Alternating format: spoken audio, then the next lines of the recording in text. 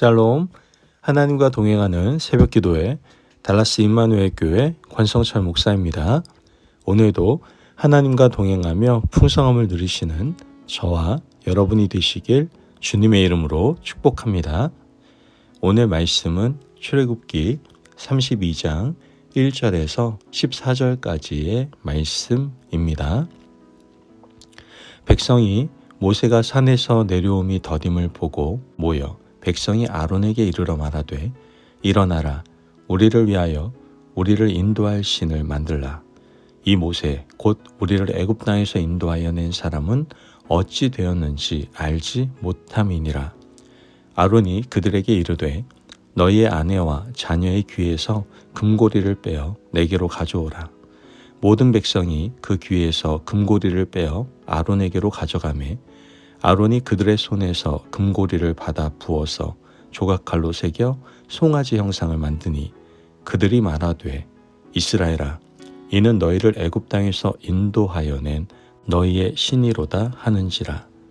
아론이 보고 그 앞에 제단을 쌓고 이에 아론이 공포하여 이르되 내일은 여호와의 절일이니라 하니 이튿날에 그들이 일찍이 일어나 번제를 드리며 화목제를 드리고 백성이 앉아서 먹고 마시며 일어나서 뛰놀더라.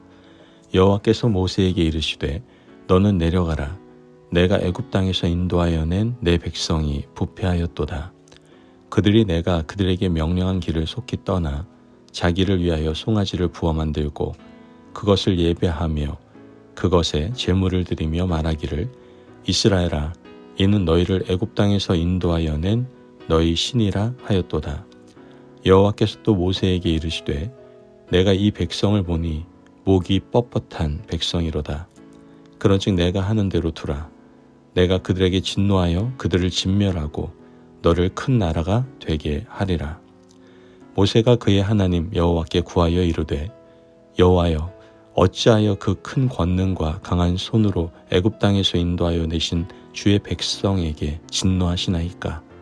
어찌하여 애굽 사람들이 이르기를 여호와가 자기의 백성을 산에서 죽이고 지면에서 진멸하려는 악한 의도로 인도해 내었다고 말하게 하시려 하나이까. 주의 맹렬한 노를 그치시고 뜻을 돌이키사 주의 백성에게 이 화를 내리지 마옵소서. 주의 종 아브라함과 이삭과 이스라엘을 기억하소서.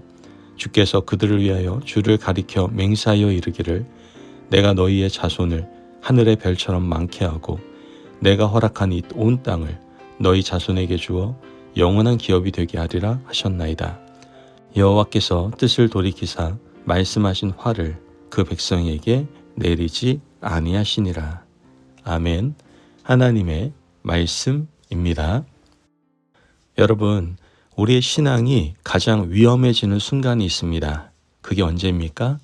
하나님이 늦은 것처럼 느껴질 때입니다. 기다림이 길어지면 마음이 조급해지고 조급한 그 마음은 쉽게 다른 것을 붙들게 만든다는 것이죠. 그래서 우리 가운데 이런 마음이 드는 겁니다. 눈에 보이는 것 하나만 있었으면 좋겠어. 확실한 표 하나만 있었으면 좋겠어. 라는 마음이 든다는 것이죠. 출애굽기 32장은 바로 그 순간을 보여주고 있습니다. 모세는 산 위에 있고 백성은 산 아래에 있습니다. 하나님의 임재는 분명했지만 백성의 마음은 여전히 불안합니다. 그 불안이 결국 금송아지로 터져버린 것이죠. 그런데 하나님은 무너진 자리에서 끝내지 않으시고 중보의 기도를 통해 다시 길을 여시는 것을 보게 됩니다. 오늘 새벽 우리는 실패의 이야기가 아니라 회복의 길을 붙들며 오늘 하루를 열기를 간절히 원합니다. 오늘 본문 1절 말씀을 보면 백성이 말합니다. 이 모세가 어찌 되었는지 알지 못하노라. 그들이 두려워한 것은 지도자의 부재처럼 보이지만 더 깊이 보면 하나님을 신뢰하는 마음의 부재임을 알 수가 있게 됩니다. 그들은 하나님이 지금도 일하고 계신다는 사실보다 당장 눈앞에 있는 공백이 더 크게 보였던 겁니다. 그래서 그들은 아론에게 요구를 하죠. 우리를 인도할 신을 만들라. 여기서 죄의 본질이 드러나는 겁니다. 죄는 단지 나쁜 행동이 아니라 하나님을 하나님으로 모시지 않는 것이 바로 죄입니다. 그래서 하나님을 기다리기보다 내가 통제할 수 있는 대체물을 만드는 것이죠.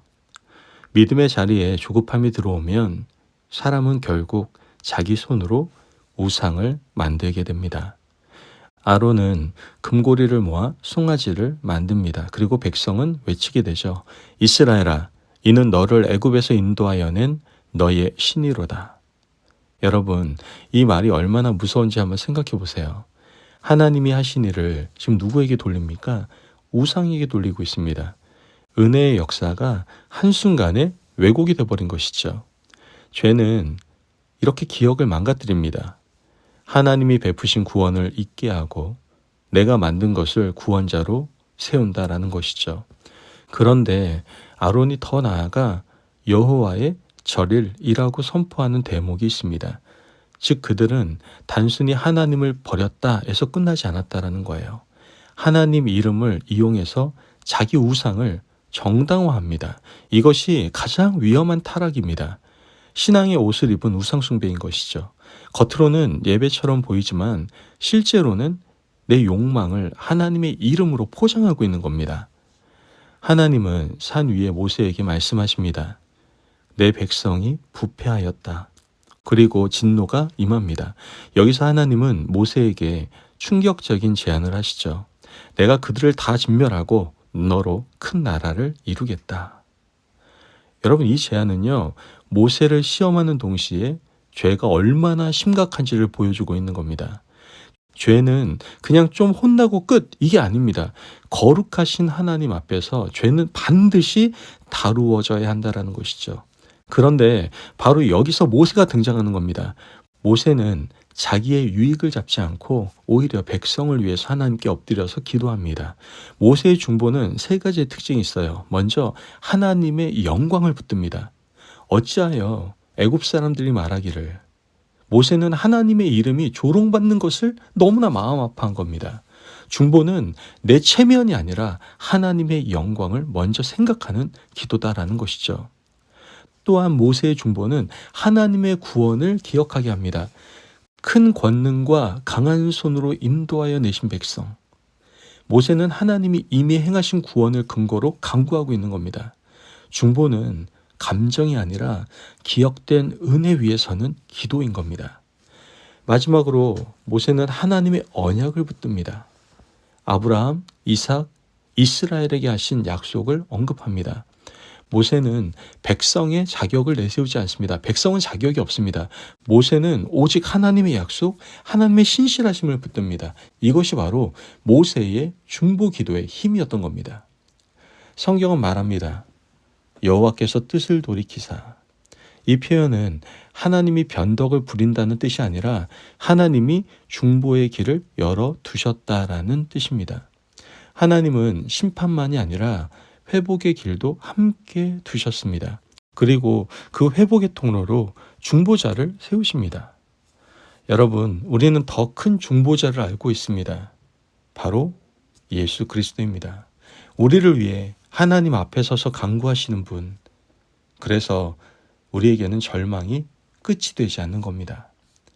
오늘 이 말씀을 우리 마음에 새기면서 살아가기를 원합니다.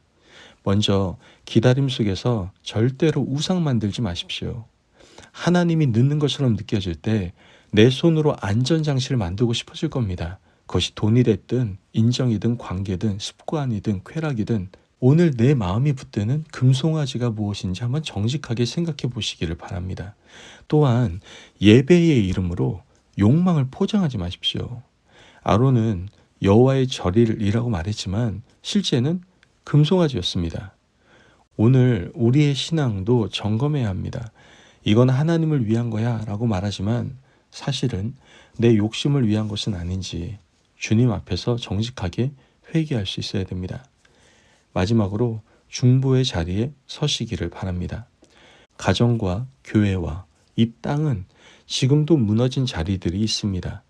오늘 한 사람을 정해서 중보해 봅시다. 자녀든 배우자든 공동체든 목회자든 혹은 멀어진 누군가를 위해서 기도합시다. 주님, 자격 없는 우리를 불쌍히 여기소서.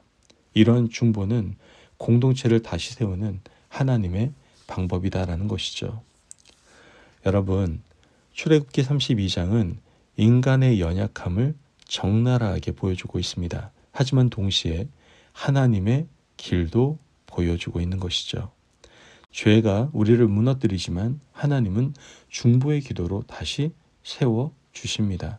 오늘 우리도 실패의 자리에서 끝나지 맙시다. 기다림이 길어질수록 더 깊이 하나님께 붙들리시기를 바랍니다. 그리고 무너진 공동체를 위해 모세처럼 중보의 자리로 나아가시기를 바랍니다. 하나님은 오늘도 중보자를 통해 은혜의 길을 열어 가실 줄로 믿습니다. 아멘. 기도하겠습니다. 사랑이 많으신 하나님 감사합니다. 오늘도 우리에게 귀한 말씀에 은혜 허락하심을 감사합니다. 하나님, 기다림 속에서 제 마음이 다른 것을 붙들지 않도록 주님 도와주옵소서. 금송아지를 만들던 조급함과 우상숭배를 회개하게 하시고 예배의 이름으로 제 욕망을 포장하지 않고 마음을 정결하게 할 수 있도록 도와주옵소서. 자격 없는 우리를 위해 중보하시는 주님을 늘 바라보게 하시고 오늘 저희도 한 사람을 위해 중보의 자리에 서서 공동체를 다시 세우는 은혜를 부어 주시옵소서. 감사하며 예수님의 이름으로 기도합니다. 아멘. 오늘도 하나님과 동행하며 풍성함을 누리시는 저와 여러분이 되시길 주님의 이름으로 축복합니다. 여러분, 죄는 공동체를 무너뜨리지만 하나님은 중보의 기도로 다시 길을 활짝 여십니다. 그 중보 기도의 자리에 서는 귀한 하루가 되시기를 바랍니다. 말씀 안에서 승리하십시오.